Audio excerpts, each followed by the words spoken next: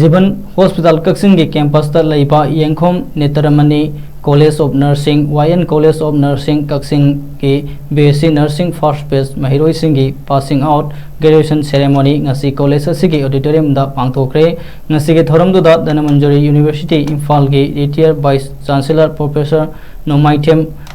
राजमोहन सिंह ना chief guest Yenkhom Netramani college of nursing Kakching की managing director doctor Yenkhom Ashok Kumar ना प्रेसिडेंट नेलिट इम्फाल की executive director doctor Yumnam Jayanta Singh अमसुंग मणिपुर यूनिवर्सिटी की controller of examination T Shanti Kumar Singh ना guest of honour national vice president TNI north eastern